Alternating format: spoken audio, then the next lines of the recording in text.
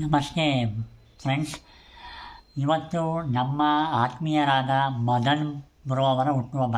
Madan bro ಅಂದರೆ ನನಗೆ ಮೊದಲು ನೆನಪಾಗೋದೆ ಶಾಂತಿ ನಿವಾಸ ಅಥವಾ ಮೈನಾ ಧಾರಾವಾಹಿಯಲ್ಲಿ ಅವರ ಆ್ಯಕ್ಟಿಂಗ್, ಅಂದರೆ ಅವರ ಒಂದು ನೆಗೆಟಿವ್ ರೋಲ್ ನನಗೆ ತುಂಬ ಇಷ್ಟ. ಈ ಚಿಕ್ಕ ವಯಸ್ಸಿಗೆ ಅವರು ನೆಗೆಟಿವ್ ರೋಲು ಇಷ್ಟು ಚೆನ್ನಾಗಿ ಮಾಡ್ತಾರೆ ಅಂತ ನಾನು ಅಂದ್ಕೊಂಡಿರಲಿಲ್ಲ. ಸೊ ಅವರ ನೆಗೆಟಿವ್ ರೋಲಿಂದಲೇ ಅವರು ಫೇಮಸ್ ಆಗಿದ್ದಾರೆ.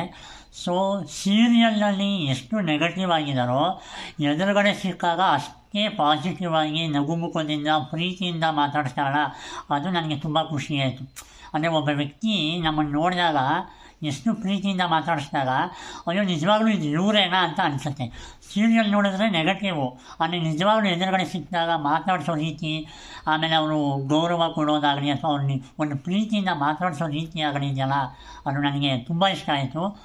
ಸೊ ಅವರಿಗೆ ನಮ್ಮ ಮೊದಲಿಗೆ ಹುಟ್ಟುಹಬ್ಬದ ಶುಭಾಶಯಗಳು. ಮದನ್ ಕುಮಾರ್ ಬ್ರೋ ನಮ್ಮ ಹಾಸನದವರು, ಸುಮಾರು 6 ವರ್ಷದಿಂದ ಕಿರುತೆರೆಯಲ್ಲಿ ಅನೇಕ ಧಾರಾವಾಹಿಗಳಲ್ಲಿ ಆ್ಯಕ್ಟಿಂಗನ್ನು ಮಾಡ್ಕೊಂಡು ಬಂದಿದ್ದಾರೆ.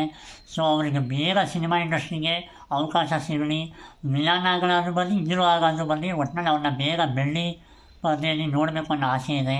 ಸೊ ಒಳ್ಳೆ ಲುಕ್ಕು ಕೂಡ ಇದೆ, ಒಳ್ಳೆ ಆ್ಯಕ್ಟಿಂಗಲ್ಲಿ ಒಳ್ಳೆ ಅವರಿಗೆ ಅವಕಾಶ ಸಿಗಲಿ, ಒಳ್ಳೆ ಭವಿಷ್ಯ ಇದೆ ಅಂತ ನನಗೆ ಗ್ಯಾರಂಟಿ ಹೇಳ್ತೀನಿ.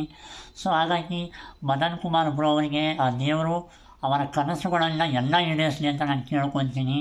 ಹೀಗೆ ನಿಮ್ಮ ಒಂದು ನಟನಾ ಪಯಣ ಹೀಗೆ ಮುಂದುವರಿಲಿ, ಮತ್ತು ನಿಮ್ಮ ಸಪೋರ್ಟ್ಗೆ ನಾವು ಖಂಡಿತ ಇರ್ತೀವಿ. ಹೀಗೆ ನೀವು ಇನ್ನಷ್ಟು ಎತ್ತರಕ್ಕೆ ಬೆಳೀಬೇಕು ಅನ್ನೋದು ಕೂಡ ನನ್ನ ಆಸೆ ಕೂಡ, ನಿಮ್ಮನ್ನು ಇಷ್ಟಪಡೋ ಅಭಿಮಾನಿಗಳ ಆಸೆ ಕೂಡ. ಸೊ ನಾನು ಯಾವತ್ತೇ ಮೀಟ್ ಮಾಡಿದ್ರು ನೀವು ಮಾತಾಡಿಸೋ ರೀತಿ ನನಗೆ ತುಂಬ ಇಷ್ಟ, ಪ್ರೀತಿಯಿಂದ ಗೌರವದಿಂದ ಮಾತಾಡಿಸೋ ರೀತಿ. ಹಾಗಾಗಿ ನಿಮ್ಮ ಒಂದು ಸಿಂಪ್ಲಿಸಿಟಿ, ನಿಮ್ಮ ನಗು, ನಿಮ್ಮ ಒಂದು ಅಭಿಮಾನ ಹೀಗೆ ನನ್ನ ಮೇಲಿರಲಿ. ನಿಮಗೂ ಕೂಡ ದೇವರು ಒಳ್ಳೆಯದನ್ನೇ ಮಾಡೇ ಮಾಡ್ತಾನೆ. ಒಳ್ಳೆಯ ಅವಕಾಶಗಳು ಸಿನಿಮಾ ಇಂಡಸ್ಟ್ರಿಗೆ ಬರಲಿ ಅಂತ ಕೇಳ್ಕೊತೀನಿ.